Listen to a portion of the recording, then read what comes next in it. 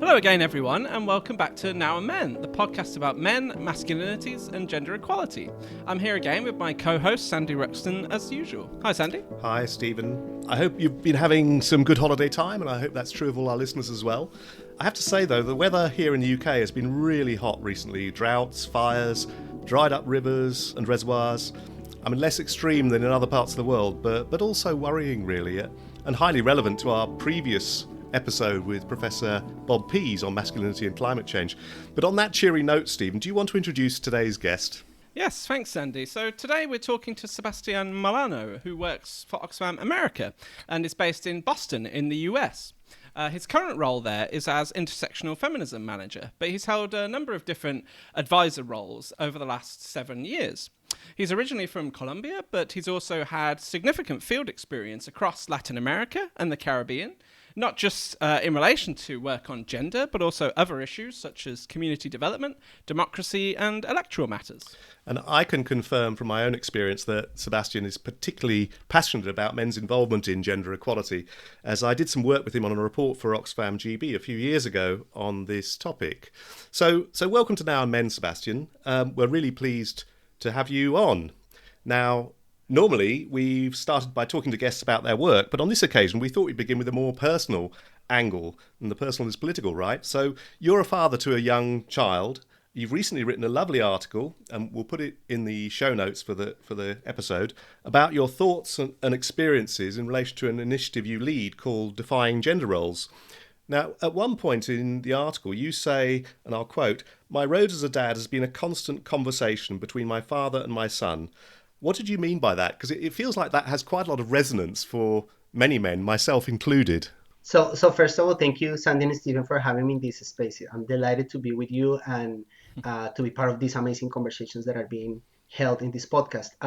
So when I knew that I was becoming a parent 4 years ago, I was very keen on trying to document this process, because when I was trying to understand what it means to be a father with a feminist understanding of how to raise a child, I didn't see much out there. And I wanted to start putting some ideas that perhaps they would resonate with other men, because I wanted to put stuff out there that I could read and I could feel like, yes, this is talking to me and my experience and what I'm trying to do. So I did the first attempt at 20 weeks after my son was born, then at 2 years, and then I did this one at 4 years. And that phrase for me exemplifies that notion of how, as men identified folks, we're in constant conversation about the impact that male figures have in our lives. It could be because of their overwhelming presence or their absence. And this is something, I picked up early on with bell hooks in The Will to Change, that patriarchy is learned at home. So father figures embody a lot of that. And at the same time, as I'm making sense of this new understanding of what it means to be a parent and applying that lens with the relationship with my own dad, got me into a space where I could see a lot of the flaws, but not a lot of the good things that had happened in my upbringing, and then being overcritical about it, and then saying, I'm going to be better than my dad. I'm going to be much better. I'm going to be the dad I didn't have in so many ways. And then getting to know this new person and establishing a relationship with my son. And it took me 2 years to realize that I didn't need it to be the father I wanted to have. I needed to be the dad that kid needs. And it's so slow, right? But then once I got to that moment, it was like, okay, so what is the kind of listening I have to do into this? He's small, he's little, but he already told me, Papa, you're not listening to me. And that's, a clear flag of like, you need to change your engagement, even if he's little. So I'm navigating that. How do I become the parent that my kid needs? And at the same time, how do I gain a deeper understanding of my relationship with my father, and I value what he has brought into my life, and how, as he ages, he is in his late 60s now, how I build a different relationship with him, right? I'm turning 40 next month, and having the wisdom of my dad at this point has been tremendously important, but also sharing humor and being able to ask questions that his experience, I get a lot of benefit from his experience. Mm-hmm. we could probably spend the whole podcast just talking about what you've just said to us. But there's so many things we want to talk to you about I thought I'd ask you another thing about the article, which is where you say you reflect on men's parenting and the relationship with patriarchy. And you use a very interesting analogy of needing to pull up weeds at the root when you're gardening. And do you want to explain that a bit more? And maybe say what are you replacing or trying to replace the roots with? Yeah. So for many people before the pandemic, I work on international development. I travel quite a bit, and since COVID, I'm basically working from home, and I haven't traveled in the past 2.5 years, which was a hard adjustment. And at the same time, it opened time and opportunity for doing things like gardening, right? Something that I was not familiar at all whatsoever. My partner, she's very keen on that. And then I found a job. I found that I was really good at weeding and taking things out of the garden that shouldn't be there. And in these moments where I am outside in Boston where I live, and you know it's 8 degrees, 5 degrees outside, and the yard needs work, I'm trying to pull these like roots, and then as I'm going and digging deep, they're going everywhere. And it's so important to start taking them out, because if you don't, they start taking space, nutrients, water. They're taking to take the life out of the bulbs you're trying to plant season by season. So in one of those fights against these roots of this plant, I started thinking about how this was a way of understanding what it means to be a man and masculinity, in the sense that under the surface of us as men, there are so many things that have been planted. Some of them we're not aware of, because we're socialized in cultures where patriarchy is okay, where sexism is okay, or homophobia is okay, trans exclusion is okay. And then we grow up, and then we don't know where we have these things or where they come from. But in our socialization and in issues, in changes in life, like becoming a parent, all of these things come out of you. And then you have to spend a lot of time trying to figure out where this is coming from. So for me, I feel like masculinity is like cultivating a garden, and is a garden in which you have to be very aware of what's under. And when you start finding a root that doesn't belong to the garden you want to grow, you got to start working on it, working on it, working on it. There is a risk. And for those of you who have done some gardening, that you're so invested into getting the root out, and you get so tired of it, that sometimes you start pulling and pulling, and you start ruining your garden. So sometimes it is about knowing when to stop pulling and say, like, exploring this aspect of my upbringing. Let's say, for instance, in the way in which I had a relationship with my dad, or with my mom, or with my parents, is such a tender spot that I need to treat it as such, because it's going to hurt other spaces of my life. Or what are the kind of indications that are telling you in life that there is something fundamentally wrong in your approach to being a man? Is it about the way you treat each other? Is it about the way in which you exercise authorities? Is the way in which you use your positions to intimidate to achieve outcomes, right? Or using violence as a valid means to sort things in life. And then you start putting things in. So you cultivate some self-reflection, some reflexivity, some emotional literacy, some emotional vulnerability, and then connection. Because you can't do any of this on your own. That's the silliest, most damaging thing that I see in the way in which relationships, and specifically masculinity, is being built, that you are you on your own. We can't. We're social beings. We need to care for each other, care for, care by. It's great that you put a focus on the process there as well. You know, that this isn't something that you just do overnight. You actually return and recultivate and reassess and regrow. You know, I think that's a very important part of what we're talking about, really. And So, Sandy, and that's one of the problems I see today, that people are confusing, in terms of this analogy of masculinity and gardening with landscaping.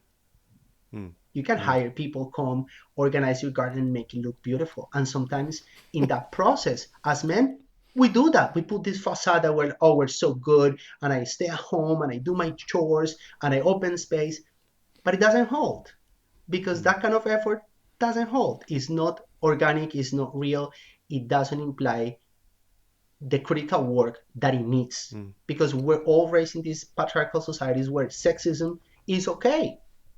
And if we don't accept that, we're starting to lose touch with the real work that needs to happen in some ways.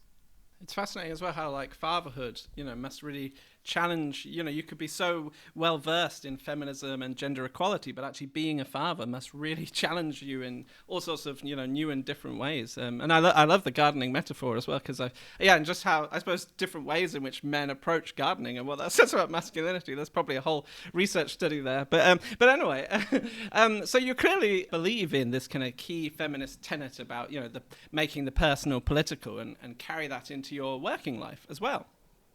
And so we know that for the last 4 or 5 years, you've been leading what you call a men-identified group in Oxfam US, which provides a space for men to talk about their role in gender justice work.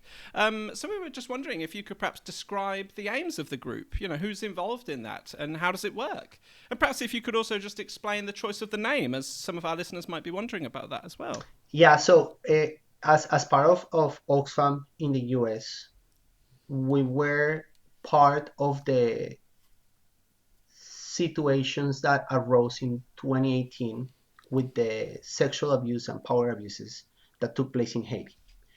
And that created a critical space for reflection within a group of folks within the organization that sometimes felt that gender justice and the work on gender wasn't about them. Right? Sometimes we still have these notions that gender justice is about women and girls, and we're talking about that. We're saying cisgender heterosexual women and girls. So as men, we're like, good job, keep doing it. I support you. That's not on my JD, on my work description. That's not my job. So this opened an opportunity to start saying, wait a minute. What we're talking about here is clear, flagrant power abuses that were done by men, but were supported by a structure and a system that rewards silence, impunity, injustice, and abuse. And that's upheld not only by men, also by women, but also by a system that creates that this is okay. So I posed a question.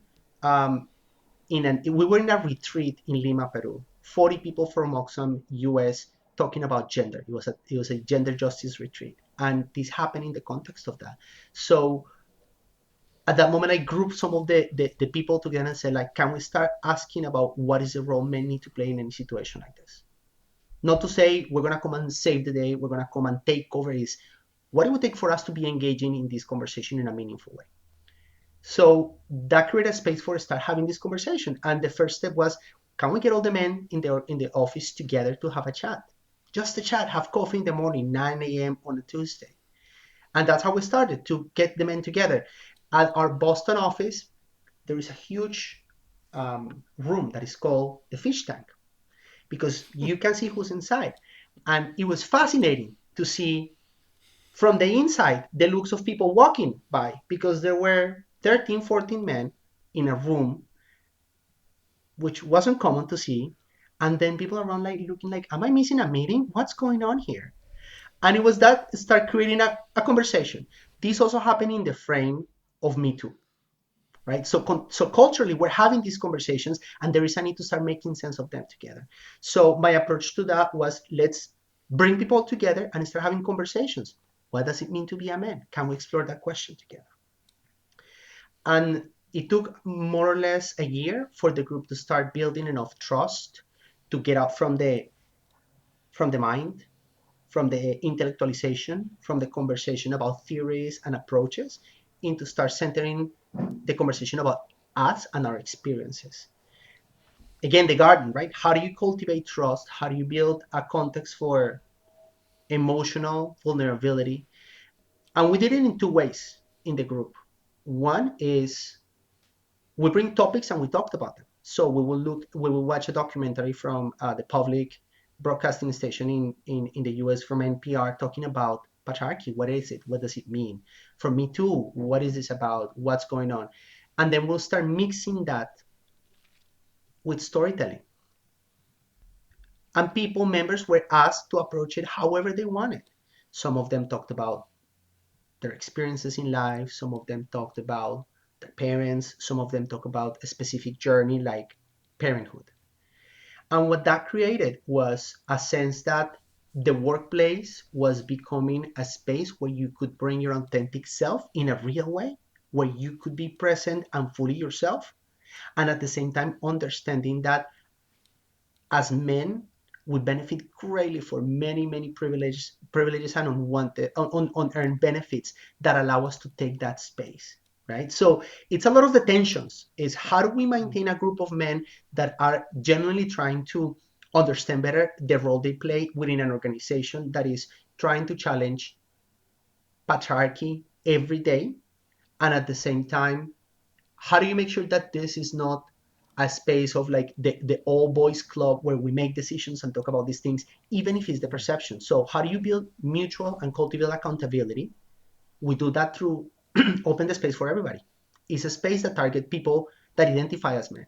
It has been a progression of the name. And what it means is that I don't have to tell you, nobody has to validate you wanting or being in the space. You're welcome. It's up to you. And what that has meant is that we have some women in our office that say, I want in. It's like, please join us, come. And that's great because it allows to see that this is a conversation that is taking place from an intersectional feminist standpoint, which means that we're not about victimizing men. We're not about saying shame on feminism. We're talking about how feminism offers a clear path for people like us who are genuinely trying to change power. And the other piece is about transparency. We have an intranet where we post every time that we meet. I post a picture of those who were there because we used to meet in person and it was beautiful. But now with COVID, we have met over Zoom, and now we're at the point in which 2.5 years of the 4.5 years of the group have been virtually.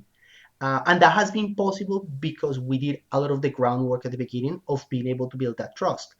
Um, and at the same time, I post a summary, more about the learnings, less about the details, so people can get a sense of what we're talking about. And through the years, the conversations has shifted in ways that we talk, for instance, about reports from Oxfam. So we did a report with Alan Craig on the rise of the far right and masculinities, and Nick Galasso. And then we brought Nick, who is the director of research at Oxfam in the US, and he spent 2 sessions talking to us about it and what it meant in the context of the Donald Trump presidency, right? So it's very tangible.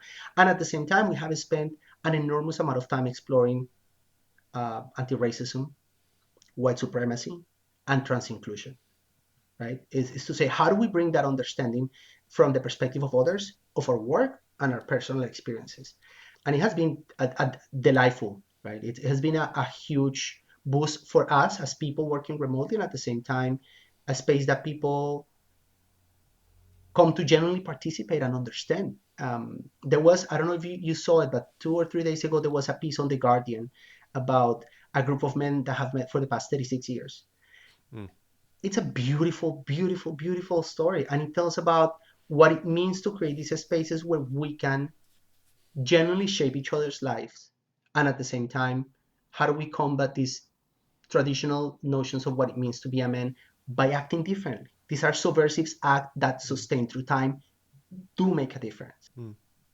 No, it's amazing. I mean, you did send us a list of like the different topics you've covered, and it's like I think over 70 or 80 different sessions. It's an amazing range of different issues which you've been discussing. So I suppose, yeah, one thing we're interested in, really. I mean, maybe this is an impossible question, but would you say, are there any key lessons for you that you could point to that have arisen from this initiative? You know, what advice would you give to somebody who's wanting to run a similar group in their workplace, for example? And have you encountered any kind of challenges as well? Yeah, it's a great question because there is more and more interest in at workplaces to create some cultures where people can fully bring themselves. And in the case of Oxfam in the US, I had that double characteristic of being the one who convinced the group, who tries to hold the space. I don't facilitate. I'm not the lead. No, we all lead and co-create together. But I'm the one who brings the group together and try to bring some coherence. But we do this in a collaborative way in terms of topics, sessions, timing, all of that. And at the same time, because of my work and experience on gender issues, I am able to navigate the conversation within the limits of being coming from an intersectional feminist standpoint.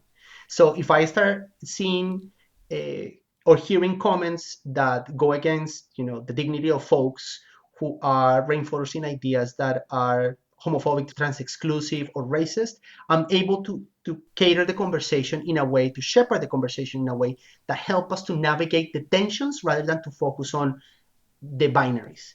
So I think that's very important. There are places at workplaces, if you want to do that, I think it's important to have support on that, somebody who can understand these tensions and be able to shepherd the group in a way that poses questions, hears where people are, but at the same time doesn't become a space where everything goes. No way. You can't. We have enough of that in life already. That space can be for that.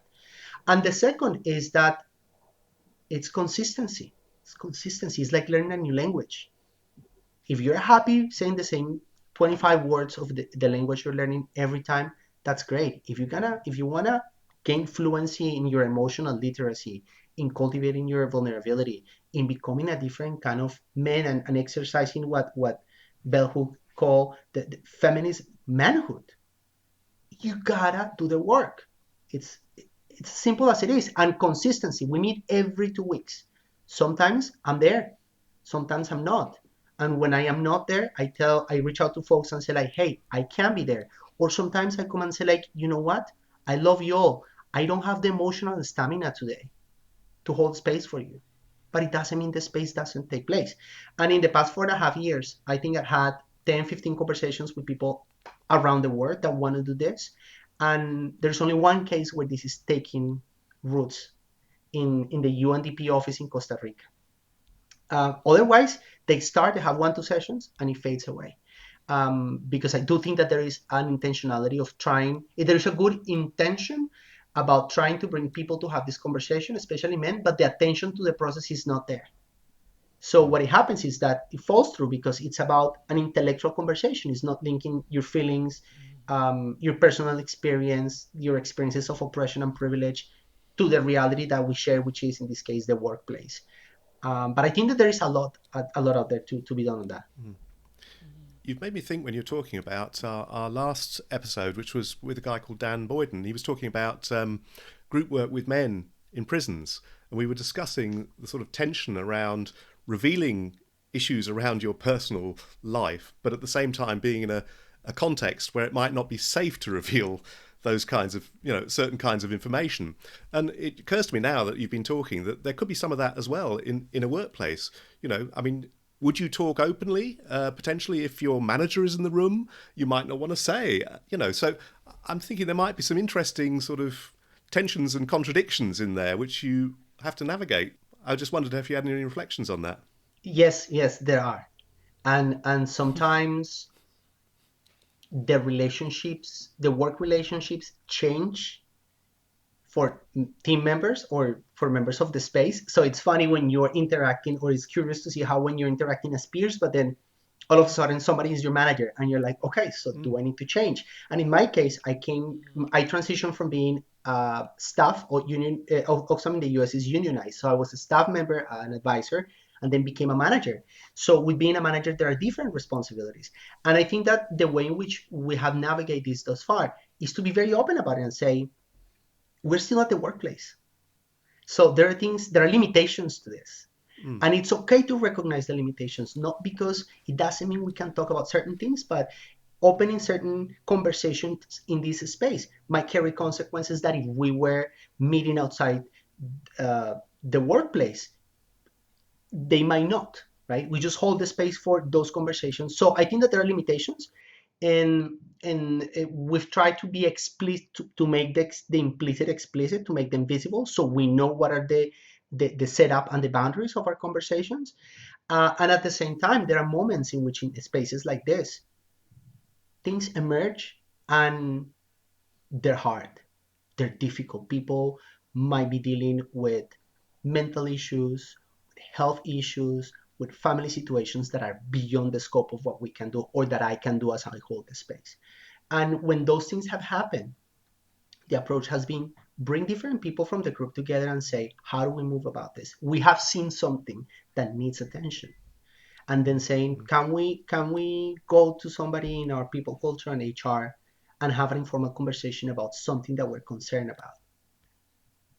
And say, yes, we have to.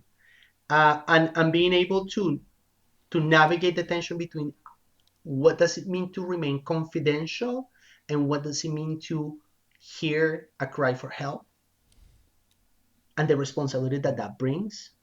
So it's really hard to navigate.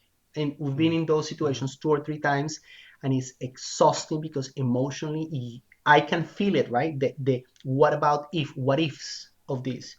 Not because of the only because of the business side of things, the elements that are brought because of the responsibilities you hold, but also you're talking about human beings, precious human beings and lives.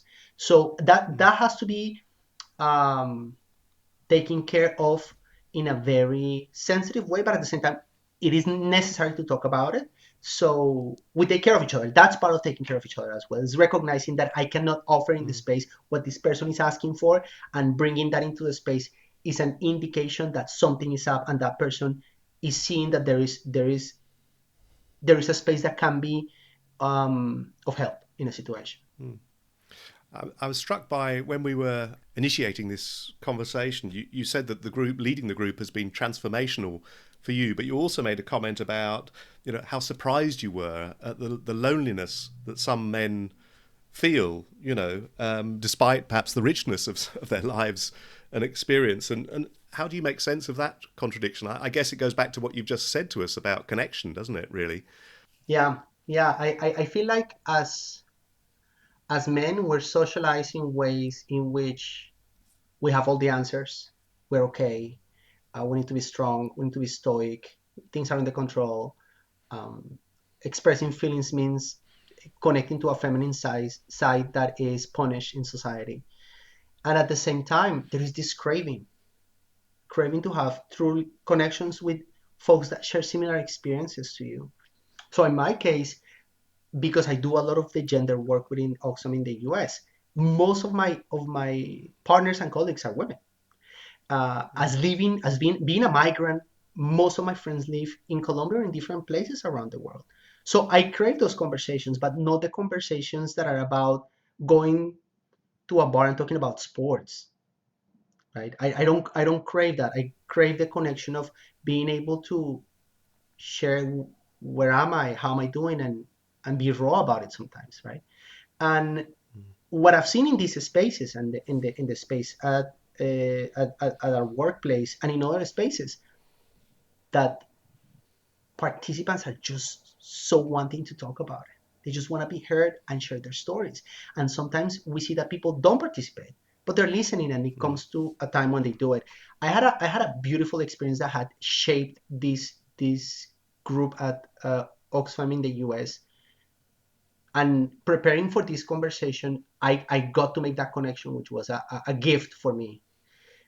When my partner was pregnant, there is an organization called Parenting Journey in the US, and they offer these 16-week courses for parents. And they were launching their first only men group. So I joined. And it was fascinating because I was the only man there that still didn't have children, but was already thinking about it. So they used to make fun of me and be like, oh, you're coming from the future because you're trying to navigate these things that you don't understand. Um, when I was in the sessions with this group of men, beautiful group of 16 men from all walks of life, I started to understand that many of the men were there not because they chose to be there like I did. They were there because it was a requirement from an authority so they can be part of the children's lives. So it could be gender-based violence, it could be previous experiences with prison or incarceration. And the way in which these men were engaging themselves in the process of unpacking a lot of the toxicity they have living with for the sole purpose of being with their children was extremely powerful to me. And that these were men that perhaps outside that classroom had to play tough because that was their reality. So they're not nice. They're not gonna be nice talking about their feelings and crying or allowing themselves to not to have an answer to a question. But in that space, they brought all of that, and I was like, I need to reciprocate to that. So to what extent am I going to invest myself into this to make an experience meaningful for me and for them? And it was transformative in my life. So I brought a lot of that into this space, where we are mostly highly educated, people working for an international nonprofit, and say, we experience a lot of privilege and we have a lot of experiences of oppression because of our identities or what have you. But the work is the same because we're socializing the same culture, right?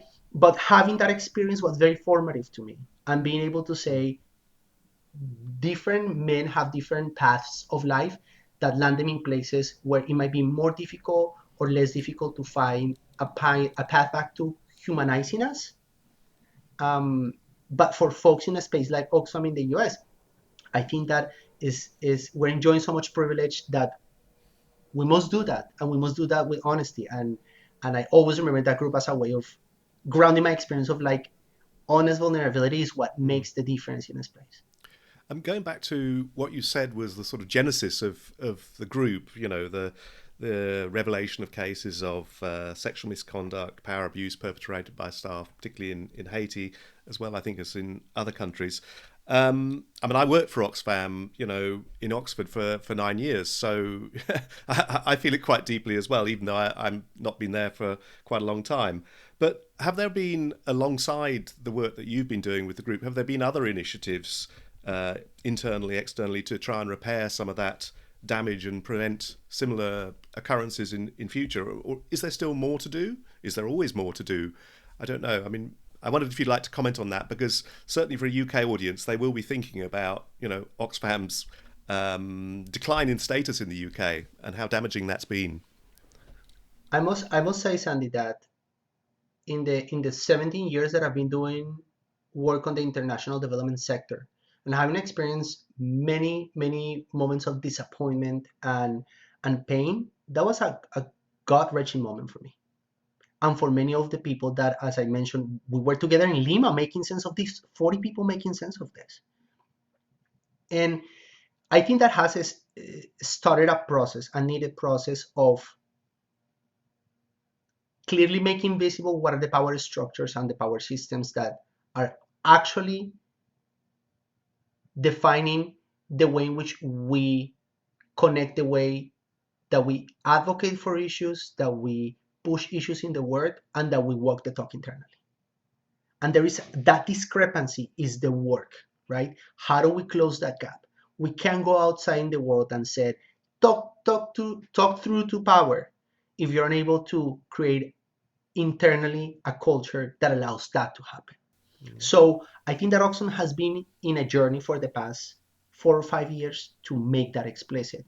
And what that means, it means that the organization changes in terms of people, it changes in terms of values, it changes in terms of processes, and at the same time is willing to do that. So Oxfam went through a process of having an independent commission produce a report that is publicly available that allows some of those experiences to be visible and then to start naming them. There was a beautiful podcast. If you haven't listened to it, I highly recommend it, done by Gender at Work. And they put an episode a week ago or so about feminist organizations and women's rights organizations having feminist reckonings because of this same nature of issues around power abuse within organizations. And when that happens when within an organization that has a human rights, gender justice mandate that is heavily driven by values, then it kills the credibility. That's what it does, and I think that that's what you're referring to specifically in the case of the UK. And how do you start building a way back into connecting your values with your practices in a way that now organizations can separate the internal from the external? And there are examples of that work that if you go, for instance, to the Oxfam GV website, you're going to see that there is a link there that is talking about our position on trans inclusivity. And that has been the work of love and tears and a lot of push from colleagues that have put themselves personally and professionally at their max to make that clear, right? So, and this is not only the case of Oxfam, it's the case of many of the INGOs in the world, or the NGOs in the world, where we know that there has to be an explicit commitment about certain issues, but then we're not willing to put money behind them. So there is a tendency that I see across the sector that is dangerous, that is confusing identity with expertise. I'll give you an example. I'm a migrant. So I imagine if somebody from our organization comes and says, hey, Sebastian, we're doing some policy on the US border and Mexico. You're a migrant. Why don't you help us? Be like, that's silly. That we wouldn't do that.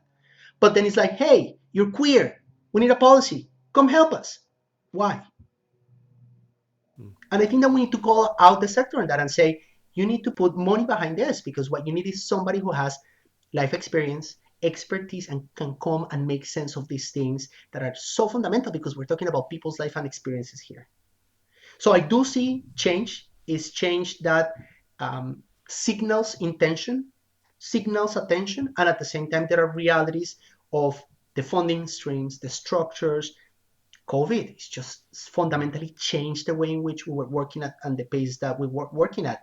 So there is change, but I think that the way in which we need to change as organizations needs to be faster, because the forces that are pushing for anti-queer agendas, trans-exclusive agendas, homophobic agendas, white supremacist agendas, they're very well organized and structured, very well funded. There was a study on the about the European Union, about the amount of money they get from evangelical groups in the US and how coordinated and well they work. And it's mind-blowing that in a sector like ours, we're not able to have a common front in something as basic as LGBTQI rights issues and people.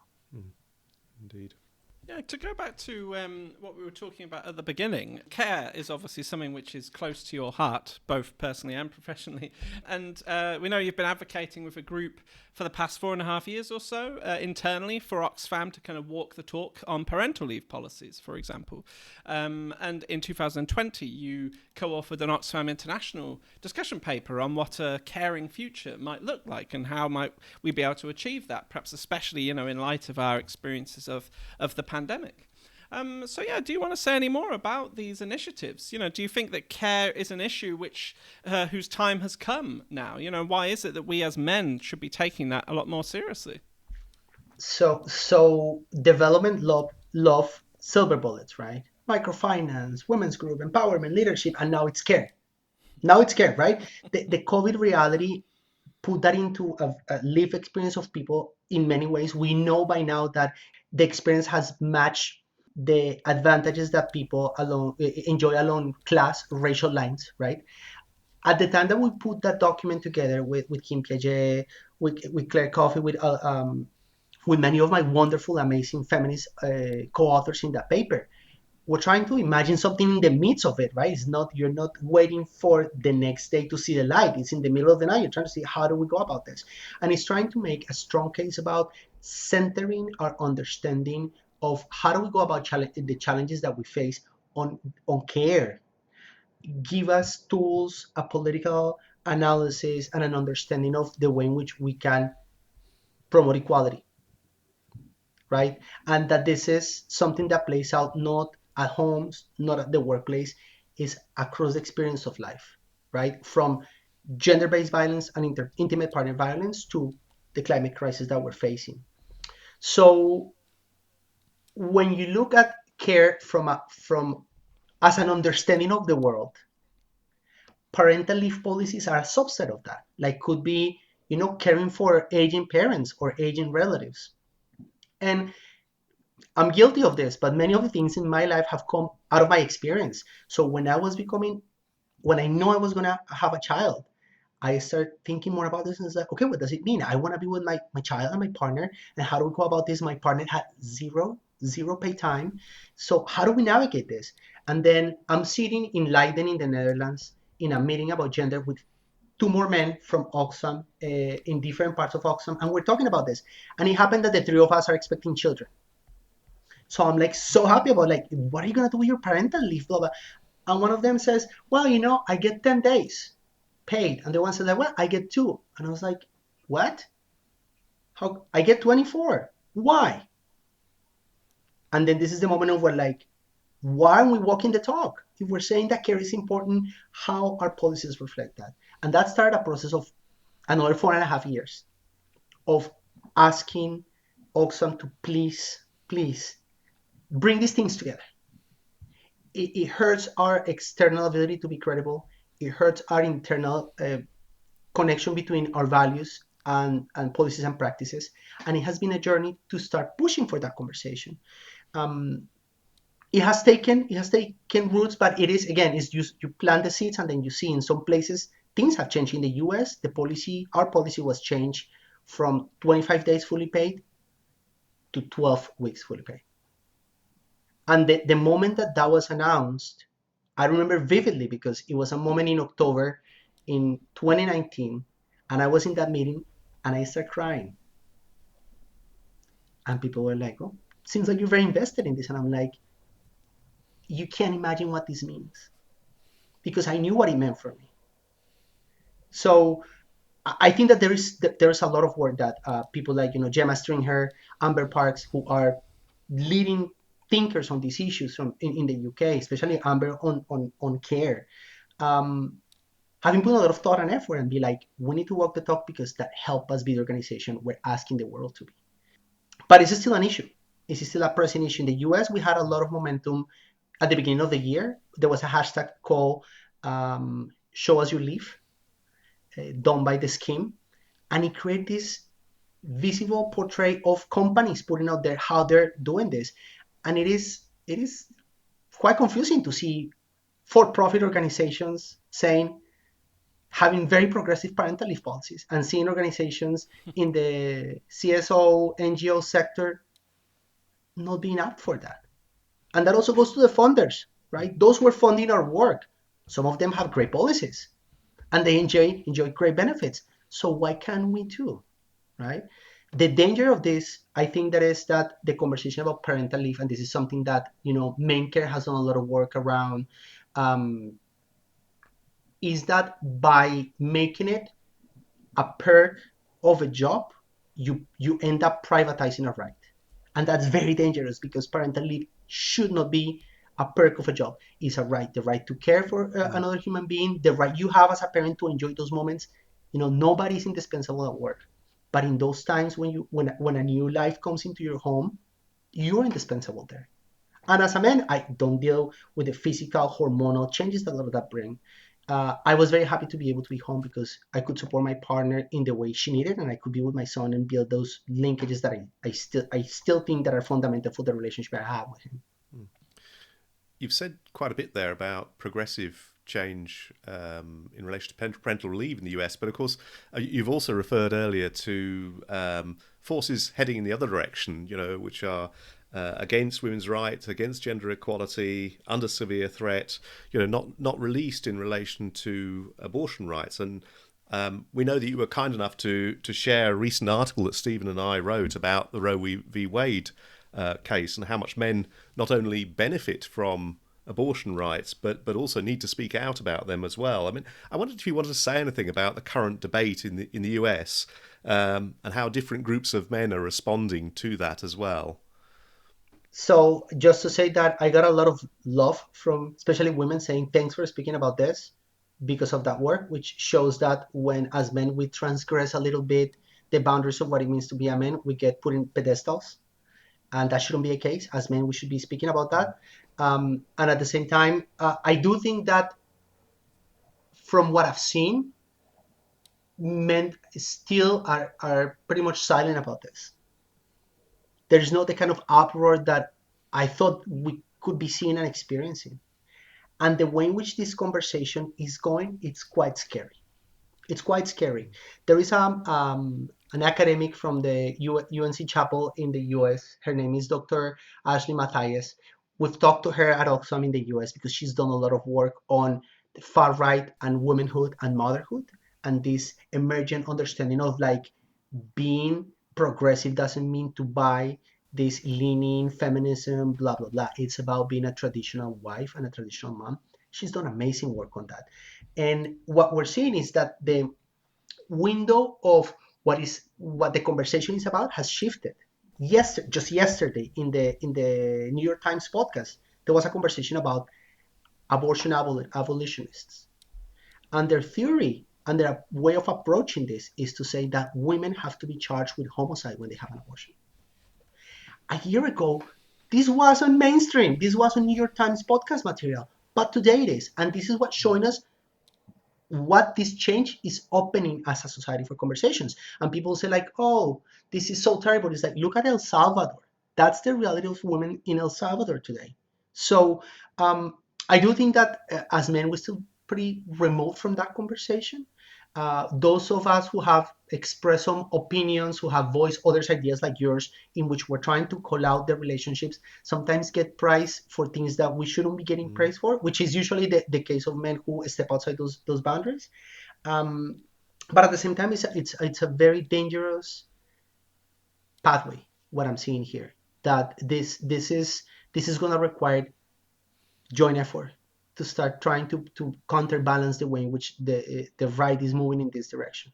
Yeah, it's really quite concerning, isn't it? Like just from an outside perspective, seeing what's going on in the US, like the direction the Republican Party's moving in all sorts of directions, not just about abortion but other things as well. It's I can't imagine what it's like to be living there right now. But we are running out of time. But we did also want to ask you perhaps something a bit more positive that's happening in the world. With you being from Colombia originally, and with the recent election results there.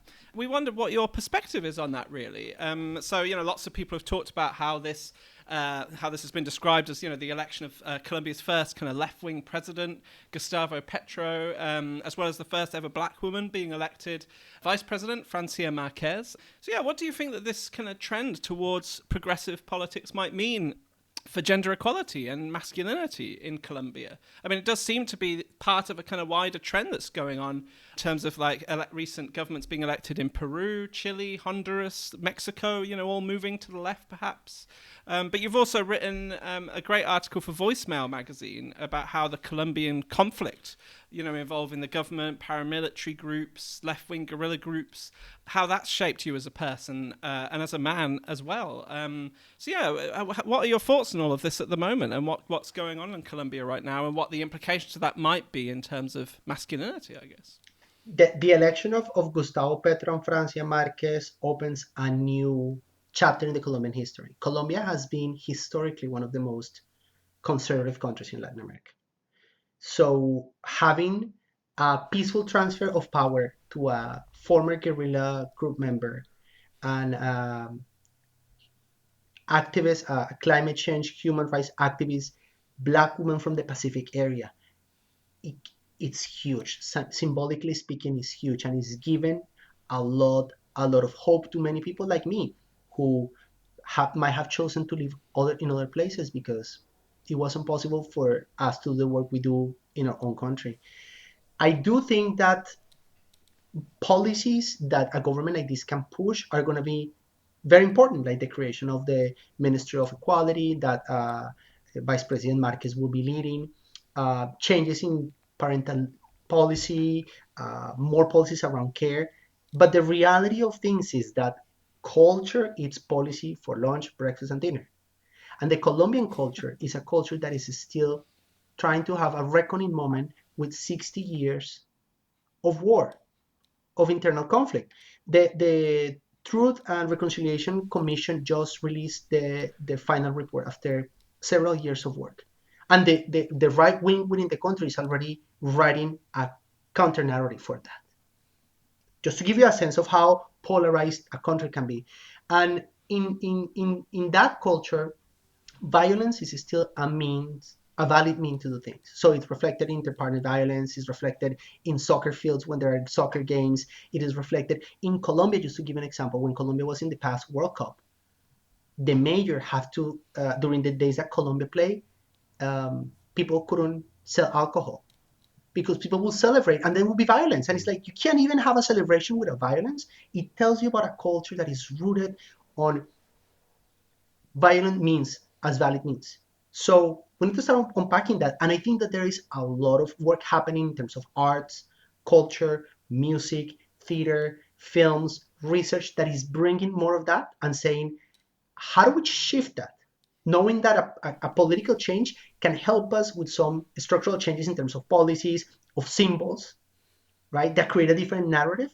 But at the same time, we have to start getting the weeds out. Just to go back to the analogy, the Colombian roots and weeds are very ingrained and rooted into what it means to be a man. And being a man has to do a lot with being able to use intimidation and violence. And if you're not willing to do that, then you're not a man. But if you're not a man, then who are you? And many of us spend a lot of years trying to figure that out. And many people in Colombia are asking those questions and finding, in feminist theory, in feminist ideas, a pathway of humanization and redemption. So I think there is a lot of hope, and at the same time, it's politics. So we gotta wait till the first big scandal to see how things go, and if there is actually a change that can be sustained and that is as meaningful as many of us hope for. So a lot of pressure and expectation on that government then. But yeah, let's hope for the best. But just quickly, perhaps, just to conclude, could you just briefly tell us a little bit about your Defying Gender Roles initiative, which we mentioned at the beginning? It seems like quite a nice and exciting thing. So yeah, if you could just perhaps tell our audience about what it is and why you set it up, that would be great. So now I get paid to do this work, but for many years I didn't. And but I'm still very passionate about it. It's what drives me. And when I was exploring and learning about these topics back in 2015, I saw that many of the work that was happening was about sectors and silos, right? Gender-based violence, catcalling, gender pay gap.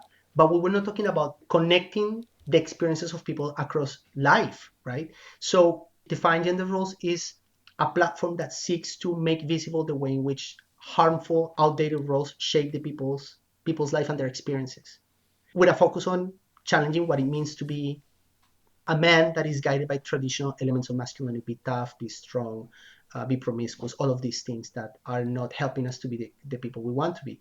So it became a way in which I could do three things. One is to start connecting with people and have conversations and create space for critical reflection. I'm not telling people how to live or what to do. I'm trying to create a space for people to think critically about the reality and of their experiences, and connecting some of that, Paulo Freire's way of understanding that in order to change oppression, you need to work with the oppressed. And sometimes the face of the oppressed of the experience changes, but in many cases has, a main appearance or a main way of presenting or being. The other one is about communicating for social change, which is writing. I make sense of the world by writing. So I just write, and I write in English, in Spanish, and I try to put ideas out there and see which ideas resonate with who and how we can explore different issues from a feminist standpoint, but with a focus on masculinity.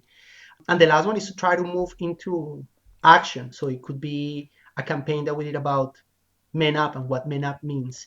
Having an image, if you go to the website, you see an image of a guy dressing like Rosie the Riveter holding a baby. And it's like, does it mean, what does it mean? So it's to create conversation about action. And this is the space where I also bring people that are interested in this, mentor them, and give them a space to speak their own truth.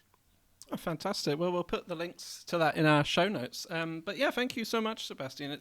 It's brilliant to hear about all of the work you're doing, which is really powerful and great stuff. So thank you for giving up your time to speak to us. Yeah, and thanks from me too for joining us in our mini fish tank here and being so eloquent about the importance of the issues that you're working on. So thank you so much. Thank you, Bo, and it's very nice seeing you and having this conversation with you. Thank you. Thank you. Bye now. What interesting work Sebastian's doing, Sandy, in a range of different areas. What did you make of that conversation? Yeah, sure. I thought it was fascinating. I was interested at the start when he was talking about fatherhood in such a sort of nuanced way, and thinking about the relationships involved with his father, his son, and so on, rather than just the practice every day of being a father. Sometimes we focus quite a lot on that, and actually, I think most men listening will recognize the whole issue of, your relationship with your parents and how that influences you as a parent and how you parent your child. And that is a constant dialogue, as he said. So I found that really fascinating. How about you? Yeah, well, I loved his analogy about gardening, actually. And I thought it was actually quite interesting that he said that's something he took up during the pandemic, because I think that is something which has happened with quite a lot of people, isn't it? Including quite a few men, that they've started getting more in touch with nature, whether that, is through gardening or spending more time in the local park or forest or whatever, during the pandemic, and what consequences of that are there. And actually, even some of the ways we do approach gardening can be quite influenced by some of these ideas about masculinity, that I somehow need to control nature, for example. So that's quite interesting. Yeah, what did you make of what he talked about in terms of the men identified group, Oxfam, and the work that they're doing? Well, I thought that was fascinating as well. I mean, the way that they've sustained it under his leadership for such a long period and tackled so many different issues is quite extraordinary, really. And, I had a sense from him that the group had shifted and changed over time and perhaps become more personal in how it had dealt with issues. And that seemed quite important. I guess it also made me think about the different episodes that we've run recently. Several of them, the one with Shay on working with older men, with Dan on working with men in prison, and now the one with Sebastian working in Oxfam. They're working with men in groups, but in very different ways and in very different contexts. And I can imagine that really what Dan does is so different from what Sebastian is doing and what would work in their respective contexts. So I'm kind of fascinated by that, I guess. Yeah, and I do think that actually the kind of work that Sebastian's doing, I think would be beneficial in a lot more workplaces, actually. I mean, you could see how that would work quite easily, perhaps in a context like Oxfam, where people might be quite on board with a lot of the things that Sebastian was saying already, although still no doubt find it challenging. But maybe in other workplaces, there might be a bit more uncertainty about it, or even kind of resistance or backlash to it. But I think it's quite clear to me, at least, that lots and lots of men could benefit from having the kind of conversations with one another that Sebastian was describing, and that the workplace actually provides a very good environment for that. And a lot of these issues actually connect directly to our work as well, don't they? Whether that is mental health or fatherhood and caring for children and other family members, or indeed violence in the workplace, and how can we prevent that? So yeah, I think Sebastian, the work he's doing, I think we could be doing that a lot more widely. But what he said as well was quite important. I think that it actually needs to be done carefully. A lot of thought needs to go into it, and actually there's a risk sometimes that you start something like that and it just fizzles out. So I do think that the role he's playing, it's quite a skilled facilitator actually, and in pushing that group forward is probably quite important as well, really. Yeah, I think he said that he shepherded the group, didn't he? And I think I thought that was quite a good way of describing it, really. And also what you're saying there, it's interesting what the sort of entry point for the work might be. I can imagine in Oxfam you might be able to go straight for a group on intersectional feminism and men's relationship with it. But, in many workplaces, talking about fatherhood as a starting point might be much more straightforward, or men's health. So, there are many ways of approaching this, aren't there? And I think they work differently in different contexts. Absolutely, yeah. And just lastly, I do think it's important to highlight what Sebastian was saying about the situation in Colombia. We did actually talk to him after we'd stopped recording, didn't we? A bit more about his experience of growing up in this context of violence happening all the time, and militarization of society, and the impact that has on boys and men growing up, and the normalization of all sorts of different forms of violence actually, and the kind of harm that does to you, at a very deep level, as a child. He talked about the experience of hearing Black Hawk helicopters outside his house growing up as a child, didn't he? And the kind of fear that engendered in him, which still remains today. Did you have any thoughts about that? Yes, it made me think about other conflict situations around the world. Obviously, Colombia has been a pretty extreme example, but if you grew up in the UK, or more specifically Northern Ireland, you'll have been growing up in a conflict-ridden society as well from the 60s onwards, and transitioning away from that is incredibly difficult when you carry this sort of legacy of violence. But he also mentioned, actually, and this would apply to the UK, the violence that can be associated with, say, a football game, and drinking around football. I think that's something that we have in the UK as well. We know that there are spikes of violence around the times of football matches, World Cup matches in particular. So there are some of these echoes across the globe, I think, which are important. Absolutely, yeah. But I'm definitely going to be following the situation in Colombia with the new government there. Obviously, it's going to be really hard for them to move away and try and change society away from some of the things we've discussed. But there is hope there, at least, which is always nice to hold on to. But yeah, perhaps we should bring the episode to a close there, I guess. Yeah. Thank you so much, everybody, for listening. As always, please do share the podcast with your friends, family members, colleagues, if you want to. Subscribe. Send us an email at nowamen@gmail.com if you ever have any questions or comments or feedback. But for now, take care and speak to you again soon. Yep. Bye for now. Thank you. Bye.